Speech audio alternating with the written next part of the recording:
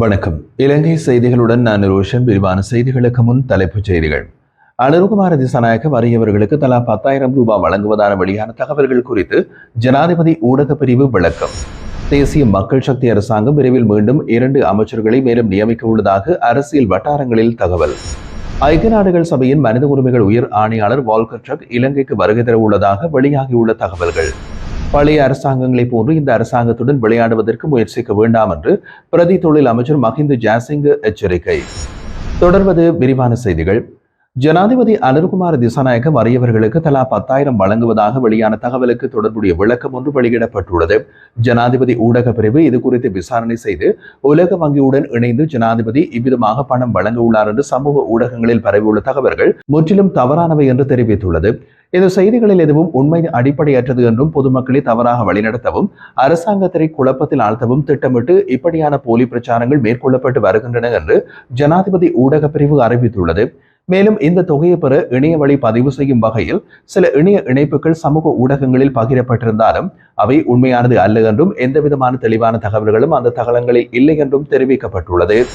தேசிய மக்கள் சக்தி அரசாங்கம் விரைவில் மேலும் 2 அமைச்சர்களை நியமிக்க உள்ளதாக அரசியல் வட்டாரங்களில் தெரிவிக்கப்படுகின்றது. ஜனாதிபதி அனுருகுமார திசாநாயக்க தலைமையிலான தற்போதைய அமைச்சரவையில் 23 பேர் உள்ளடங்கியுள்ள நிலையில் இந்த எண்ணிக்கையினை 25ஆக உயர்த்துவதற்கான நடவடிக்கைகள் மேற்கொள்ளப்பட்டு வருகின்றன. இந்த நியமனங்கள் எதிர்வரும் வாரங்களில் நடைபெறும் என்றும் தெரிவிக்கப்படுகின்றது. பிரதி சபாநாயகர் ரிஸ்வி சாலிங் அல்லது பிரதி அமைச்சர் முனீர் முலாஃபர் ஆகியோருக்கு ராஜாங்க அமைச்சர் அல்லது முழுமையான அமைச்சரவை பதவி வழங்கப்படும் என்றும் தகவல்கள் வெளியாகியுள்ளது. முஸ்லிம் சமூகத்தை பிரதிநிதித்துவப்படுத்தும் முகமாகவே இந்த மாற்றம் மேற்கொள்ளப்பட உள்ளதாக கூறப்படுகிறது. அதனை தவிர பாதுகாப்புத்துறையை சேர்ந்த தற்போதைய அமைச்சர்களில் ஒருவருக்கு கூடுதல் பொறுப்பு வழங்கப்படலாம் என்றும் தெரிவிக்கப்படுகின்றது. மேலும் புதிய ஒரு அமைச்சரிடமும் பதவி வழங்கும் திட்டம் இருப்பதாக கூறப்படுகின்ற போதிலும் இது குறித்து இன்னமும் இறுதி முடிவு எடுக்கப்படவில்லை. தேர்தல் வாக்குறுதியின் பகுதியாக அமைச்சர்களின் எண்ணிக்கையை 25ஆக கட்டுப்படுத்தும் நோக்கத்திலேயே இந்த மாற்றங்கள் செய்யப்படுவதாகவும் அரசியல் வட்டாரங்களில் தெரிவிக்கப்படுகின்றது. அத்துடன் கிழக்கு மாகாணத்தை சேர்ந்த ஒருவருக்கு அமைச்சரவை பதவி வழங்கப்படலாம் என்றும் அறிய முடிகிறது. இந்த நிலையில் இந்த மாற்றங்களை பற்றி ஆளும் தரப்பினால் இதுவரை எந்தவிதமான அதிகாரப்பூர்வ அறிவிப்பும் வெளியிடப்படவில்லை என்பதும் குறிப்பிடத்தக்கது. ஐக்கிய நாடுகள் சபையின் மனித உரிமைகள் உயர் ஆணையாளர் வால்கர் டர்க் ஜூன் மாதம் அல்லது ஜூலை தொடக்கத்தில் இலங்கைக்கு வருகை தர உள்ளார். இது தொடர்பான தகவலை இலங்கை வெளியுறவு அமைச்சகம் உறுதிப்படுத்தியுள்ளது.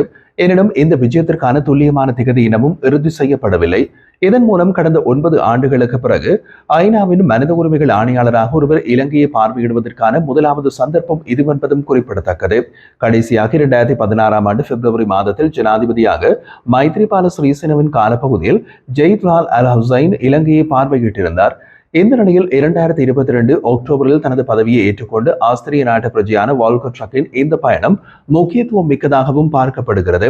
மனித உரிமைகள் தொடர்பாக சர்வதேச சமூகம் எழுப்பும் சவால்களையும் அவற்றை எவ்வாறு சமாளிக்க வேண்டும் என்பதை பற்றிய குழப்பத்துடனேயே இலங்கை அரசாங்கம் நிற்கும் நிலையில் இந்த பயணம் நடைபெறுவதால் அதற்கு கூடுதல் கவனம் செலுத்தப்படுகிறது.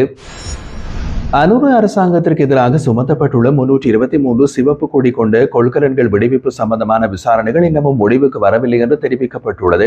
இந்த விசாரணைகள் நிதி அமைச்சால் நியமிக்கப்பட்ட விசாரணை குழுவால் ஆரம்பிக்கப்பட்டு 4 மாதங்கள் கடந்துவிட்டாலும் தற்போது வரை முழுமை அடையவில்லை என்பதும் குறிப்பிடத்தக்கது.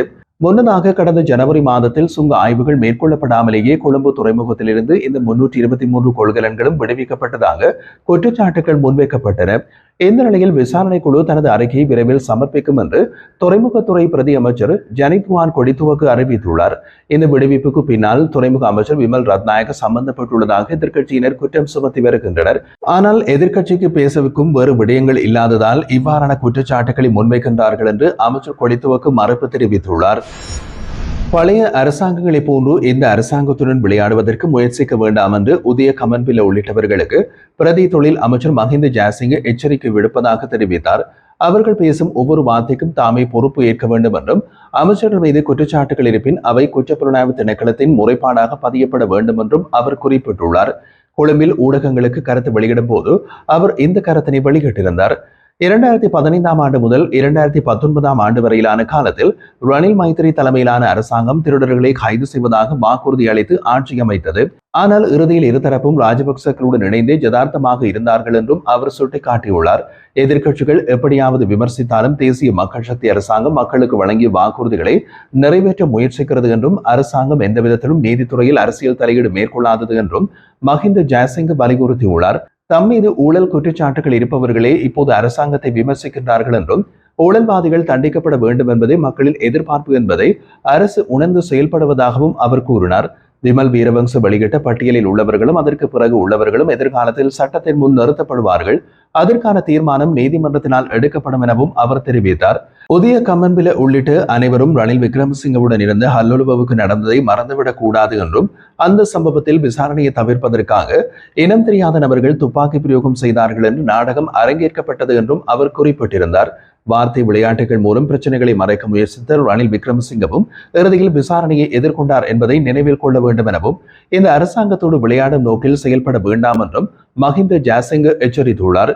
புதிய கம்மன்பில தொடர்பாக சட்டத்தரணி ஒருவர் ஏற்கனவே குற்றப்புலனாய்வு திணைக்களத்தில் முறைப்பாடொன்றை பதிவு செய்திருப்பதாகவும் ஊடகவியலாளர் மாநாடுகளில் பேசுவதற்கு பதிலாக தாங்களும் நேரடியாக சிஐடியில் முறைப்பாடு பதிவு செய்தால் சட்டப்படி நடவடிக்கை எடுக்கப்படும் என்றும் அரசாங்கம் இந்த விசாரணைகளில் எவ்விதமான தலையீடுகளையும் செய்ய போவதில்லை என்றும் அவர் குறிப்பிட்டிருந்தார்.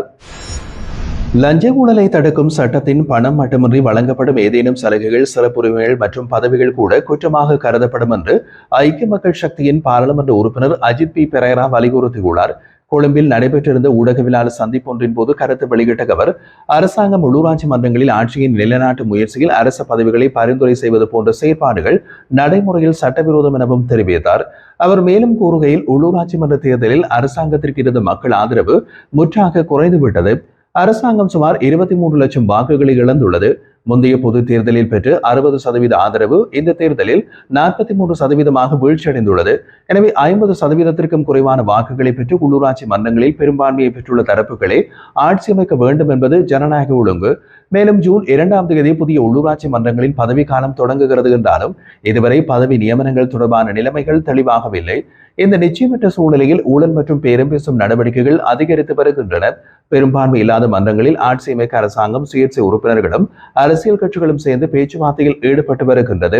இதற்காக வழங்கப்படும் பதவிகள், சலுகைகள் மற்றும் சிறப்புரிமைகள் அனைத்தும் லஞ்ச ஊழல் தடுப்பு சட்டத்தின் கீழ் தண்டனைக்குரிய குற்றங்கள். இதேபோல் வழங்கும் தரப்பும் பெரும் தரப்பும் இருவருமே சட்டத்தின் முன் குற்றவாளிகள் ஆவர். மஹிந்தானந்த மற்றும் நளின் பெர்னாண்டோவுக்கு வழங்கப்பட்ட தண்டனை அதற்கான ஒரு எடுத்துக்காட்டு. இதே சட்டம் அரசாங்கத்திற்கு பொருந்தும் என்பதையும் நாங்கள் நினைவூட்ட விரும்புகின்றோம். எனவே உள்ளூராட்சி மன்றங்களில் 2வது பட்டியலில் உள்ள உறுப்பினர்களை நியமிக்க தேவையான வர்த்தமானியை விரைவில் வெளியிட்டு நிலவும் நிச்சயமற்ற நிலைமையை முடிவுக்கு கொண்டு வர வேண்டும் என்றும் அஜித் பி பெரேரா வலியுறுத்தியுள்ளார். வீட்டு வேலைகள் தவிர்த்து பிற தனியார் துறைகளில் வேலை செய்ய வெளிநாடுகளுக்கு செல்லும் தொழிலாளர்களுக்கான வேலைவாய்ப்பு ஒப்பந்தங்களை நாட்டில் உள்ள இலங்கை தூதரகத்தால் கட்டாயமாக அங்கீகரிக்க வேண்டிய திட்டத்தை நடைமுறைப்படுத்த பணியகத்தின் பணிப்பாளர் சபை தீர்மானித்துள்ளது. இந்த நடவடிக்கை வெளிநாட்டில் வீட்டு வேலை அல்லாத பணிகளில் ஈடுபடும் தொழிலாளர்கள் எதிர்கொள்ளும் பிரச்சனைகள் குறித்து ஆய்வு செய்த பிறகே எடுக்கப்பட்டுள்ளது. இலங்கை தூதரகம் இல்லாத நாடுகளுக்கு செல்லும் தொழிலாளர்களுக்காக வேலைவாய்ப்பு ஒப்பந்தங்கள் இலங்கை வெளிநாட்டு வேலைவாய்ப்பு பணியகத்தின் தலைமை அலுவலகம், விமான நிலைய பிரிவு அல்லது மாவட்ட அலுவலகங்களால் அங்கீகரிக்கப்பட வேண்டும் என்றும் பணியகம் அறிவித்துள்ளது. இதற்கமைய எதிர்வரும் ஜூன் 7ஆம் தேதி முதல் வீட்டு வேலை அல்லாத தனிப்பட்ட தொழில் வாய்ப்புகளுக்காக வெளிநாடு செல்லும் அனைவரும் பணியகத்தில் பதிவு பெறுவதற்கான முதன்மை நிபந்தனைகளாகவே வேலைவாய்ப்பு ஒப்பந்தத்தின் அங்கீகாரம் தேவைப்படும் என்றும் பணியக தலைவர் சனத் விக்ரமசிங்க தெரிவித்துள்ளார்.